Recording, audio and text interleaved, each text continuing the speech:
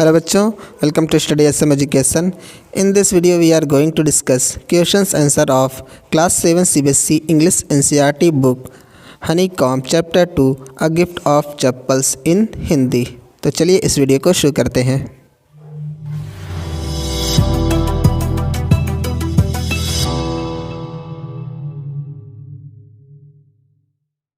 जैसे बच्चों इस चैप्टर का फर्स्ट क्वेश्चन है, what is the secret that Meena shares with मृदु इन द बैकयार्ड। मतलब वो कौन सा सीक्रेट था जिसको मीना ने बैकयार्ड में मृदु के साथ शेयर किया। तो इसका आंसर क्या हो जाएगा बच्चों, Meena shares the secret of the kitten that they have found in front of their house and have kept in their backyard. मतलब मीना ने किटन का जो बिल्ली का बच्चा था उसके सीक्रेट को शेयर किया किसके साथ, मृदु के साथ। That they have found in front of their house, जिसको उन्हें उनके घर के सामने मिली हुई थी। कौन मिली हुई थी? जो बिल्ली के बच्चा था, जो किटन थी वो।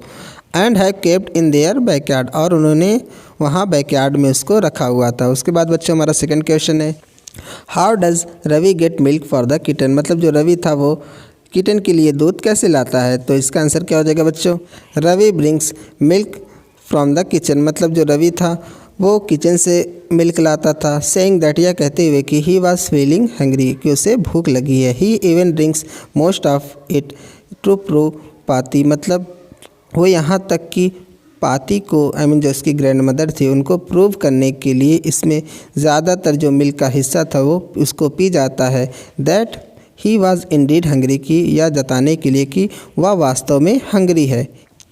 ही then brings the tumbler in the backyard and empties it in the coconut shell. मतलब तो वो क्या करता है, जो टम्बलर होता है, जो ग्लास होता है, उसको बैकयार्ड में लाता है और उसे कोकोनट की शेल में डाल देता है। उसके बाद बच्चों हमारा थर्ड क्वेश्चन है, हु डज़ ही से द किटन्स एंसेस्टर्स आर। मतलब वह कौन, जो रवि होता है वो। तो वह किटन का एंसेस्टर किसे कहता है। एंसेस्टर्स का मतलब क्या होता है बच्चों, जो पूर्वज होते हैं उनको हम लोग बोलते हैं एंसेस्टर्स बोलते हैं। उसके बाद डू यू बिलीव हिम, क्या आपको उन्हें उस पर भरोसा है, किस पर, जो रवि है उस पर। जो उसने बात कही, क्या आपको उस पर भरोसा है। चलिए इसका आंसर देखते हैं बच्चों। Ravi said that the kitten's ancestors were the lion of the Pallava kings. मतलब रवि ने कहा कि जो किटन के एंसेस्टर थे वो पल्लवा किंग के लॉयन थे।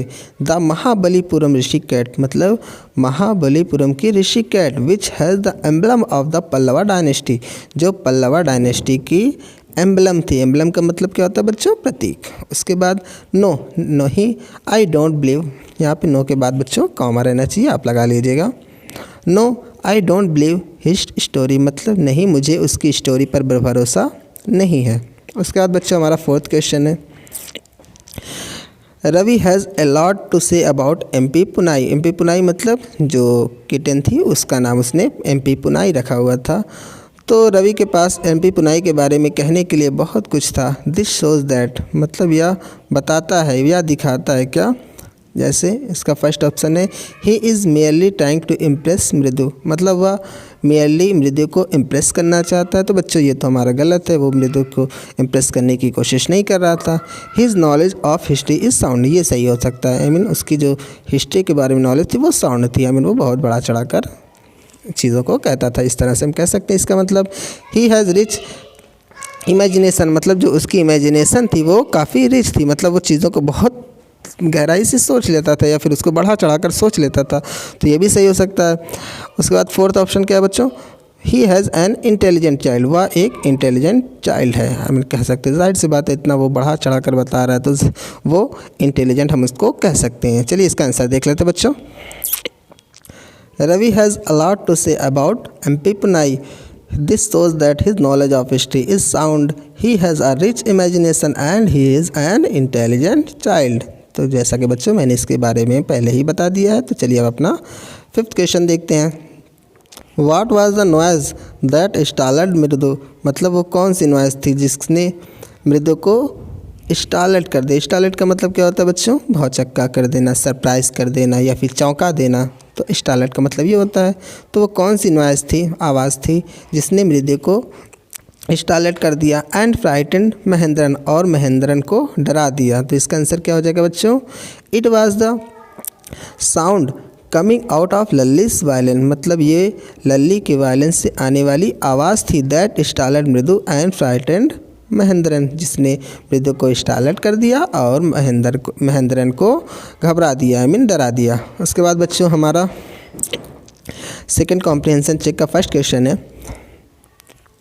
The music master is making lovely music, मतलब जो म्यूज़िक मास्टर है वो लवली म्यूज़िक बना रहे हैं। Read aloud the sentence in the text that express the idea, मतलब टेक्स्ट में उस सेंटेंस को पढ़ो जो इस आइडिया को एक्सप्रेस करता है। तो इसका आंसर क्या हो जाएगा बच्चों, the music master's notes seem to float up and settle perfectly into the visible tracks of the melody. इस तरह से इसका आंसर हो जाएगा बच्चों। उसके बाद हमारा सेकंड क्वेश्चन है, had the beggar come to Rukkumani's house for the first time, I mean क्या जो बेगर था वो रुक्कुमनी के हाउस पहली बार आया था। Give reasons for your answer, मतलब अपने आंसर के लिए रीज़न दो। तो इसका आंसर क्या हो जाएगा बच्चों, no the beggar has been coming to Rukkumani's house for the last 1 week, मतलब नहीं, जो बेगर था वो पिछले 1 सप्ताह से रुक्कुमनी के घर आ रहा था। The beggar himself confirm this saying that, मतलब जो बेगर था वह खुद ही इसे कन्फर्म करता है या कहते हुए कि he has survived for a week because of Rukkumani's kindness, मतलब वह 1 हफ्ता से रुक्कुमनी की काइंडनेस की वजह से सर्वाइव कर रहा है, मीन जिंदा रह रहा है। उसके बाद बच्चों हमारा थर्ड क्वेश्चन है, A sharp V-shaped line had formed between her eyebrows. What does it suggest to you about रुक्कुमनी's mood? मतलब उनकी आईब्रोज के बीच एक वी शेप्ड की शार्प लाइन फॉर्म हो गई थी।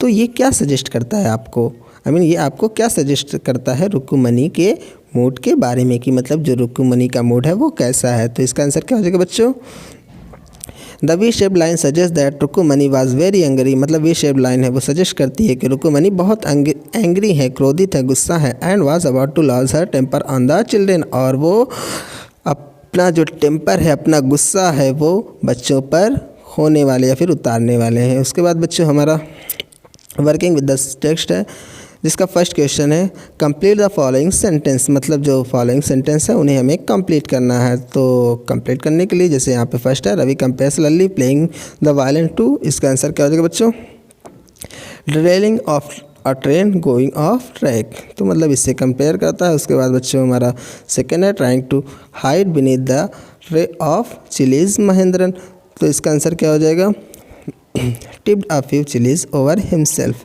उसके बाद बच्चों थर्ड है that teacher played a few notes on his violin and Lalli, उसके बाद stumbled behind him on her violin. उसके बाद बच्चों हमारा फोर्थ है the beggar said that the kind ladies of the house hold, तो इसका आंसर क्या हो जाएगा, आई मीन इसमें क्या कंप्लीट होगा, कंप्लीट द फॉलोइंग में क्या फील होगा, have been very generous and helped him survive for a week. उसके बाद बच्चों हमारा लास्ट है after the lesson was over the music teacher asked Lalli if she had seen his chappals, तो इस तरह से आप इसे देखकर फिल कर लीजिएगा। उसके बाद बच्चों हमारा सेकंड क्वेश्चन है describe the music teacher as seen from the window, मतलब म्यूज़िक टीचर को डिस्क्राइब करो जैसा कि वो खिड़की से दिखाई दे रहा था, जैसा कि वो बच्चे देख रहे थे। चलिए देखते हैं इसका आंसर बच्चों, the music teacher was a bony figure, मतलब जो म्यूज़िक टीचर था वो एक बोनी फिगर था। बोनी का मतलब बच्चों हड्डी होता है, बोनी मतलब हड्डियों वाला, जैसा कि बोन्स होता है। तो जो म्यूज़िक टीचर था वो बोनी फिगर था।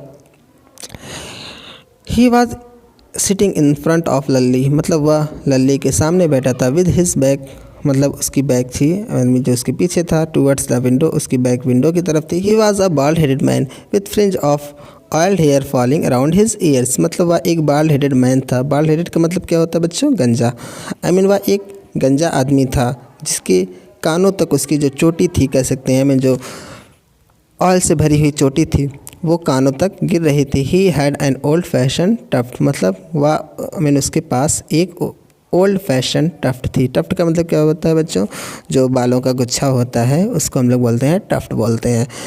जैसे कि पहले क्या होता था, जो पंडित होते हैं या फिर आई मीन ये सब जो चोटी रखते हैं उसको हम लोग टफ्ट, तो वही कहने का मतलब है कि he had an old fashion tuft, मतलब उसके पास एक ओल्ड फैशन चोटी थी। उसके बाद बच्चों he had a shining gold chain in his neck, मतलब उसकी गर्दन में उसके पास एक शाइनिंग मीन्स चमकती हुई गोल्ड की चेन थी, and a diamond ring in his hand, और उसके हाथ में डायमंड की रिंग थी। He has wearing a golden border dhoti, मतलब उसने एक गोल्डन कलर के बॉर्डर की धोती पहनी हुई थी। His large foot was stuck on the floor, मतलब उसका जो बड़ा सा पैर था वो फ्लोर्स पर फंसा हुआ था। And he was beating the floor with his scrawny toe, और वह अपने पतले से टो से जो अंगूठा था उससे फ्लोर को बीट कर रहा था। जैसा कि जो अंगूठे से मारते हैं गाना या फिर वायलिन बजाते हुए पैरों की थपथपाहट, तो वो अपने स्क्राउनी टो से वो फ्लोर को बीट कर रहा था। उसके बाद बच्चों हमारा थर्ड क्वेश्चन है, what makes Mridu conclude that the beggar has no money to buy chappals, मतलब वो क्या ऐसी चीज़ थी जिसकी वजह से मृदु ने कंक्लूड किया। कंक्लूड का मतलब क्या होता है बच्चों, और आगे जोड़ना, अपनी बातों को और आगे बढ़ाना। तो वो क्या ऐसी चीज़ थी जिसकी वजह से मृदु ने कंक्लूड किया कि बिगर के पास चप्पल खरीदने के लिए कोई पैसे नहीं है। तो इसका आंसर क्या हो जाएगा बच्चों, जैसा कि यहाँ पे आप देख सकते हैं कि इसमें फर्स्ट और सेकंड दो क्वेश्चन है। तो चलिए हम पहले फर्स्ट का देख लेते हैं आंसर, उसके बाद सेकंड का देखेंगे। तो इसका आंसर क्या हो जाएगा, the beggar has showed his feet to the children, मतलब बिगर ने बच्चों को अपने फीट दिखाई, अपने पैरों को दिखाया। There were pink blisters on his bare feet, उसके नंगे पाँव पर पिंक कलर के ब्लिस्टर्स थे।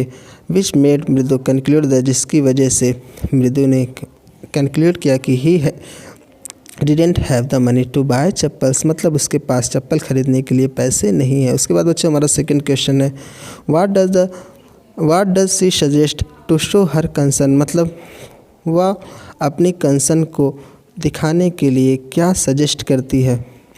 तो इसका आंसर क्या हो जाएगा बच्चों, मृदु was concern about the beggar, मतलब जो मृदु थी वो बेगर को लेकर कंसर्न थी, चिंता थी।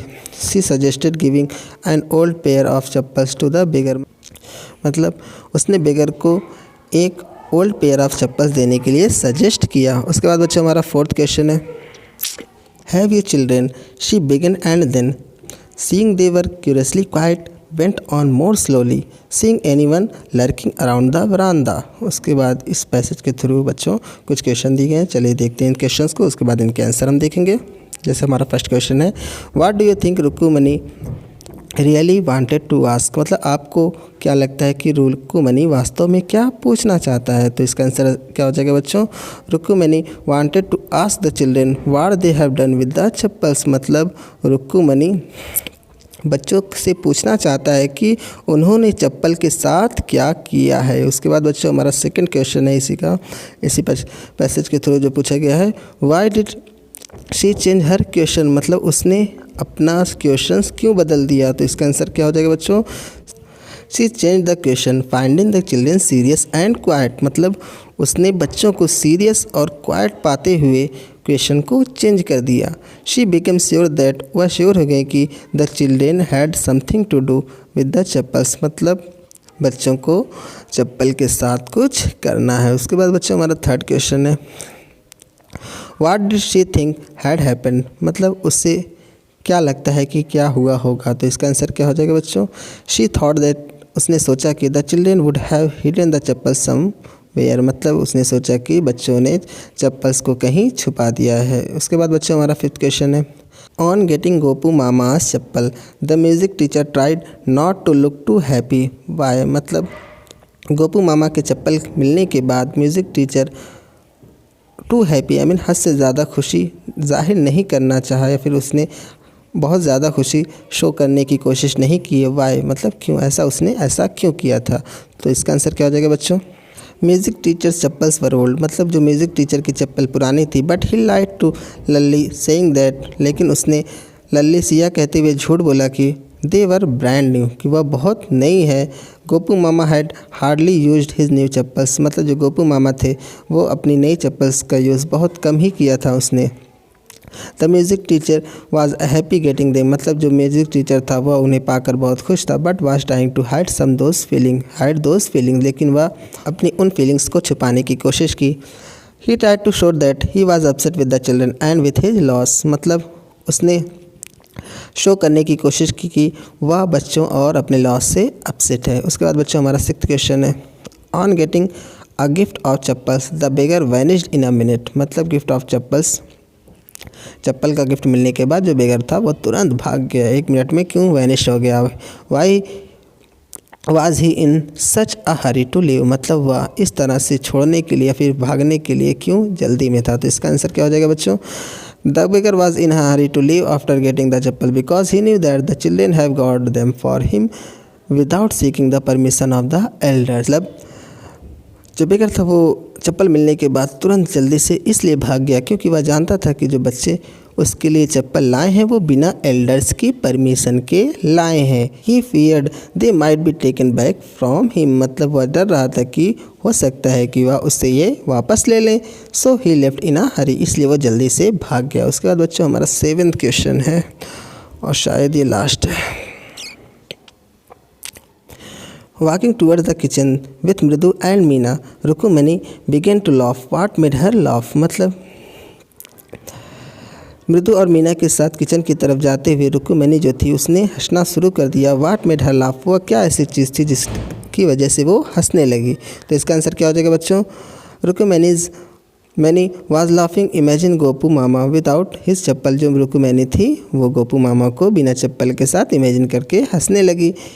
He had the habit of taking out his shoes immediately after coming home, मतलब उनकी आदत थी कि वह जैसे ही वो घर आते थे वह तुरंत अपने शूज़ को उतार देते थे। And putting on those chappals, और वो उन चप्पल्स को पहन लेते थे। She lord wondering what excuse would she give to him, मतलब वह यह सोचकर हंसने लगी कि वह उन्हें कौन सा एक्सक्यूज़ देंगी। एक्सक्यूज़ मतलब बच्चों बहाना, मतलब वो उनसे कौन सा बहाना करेंगी।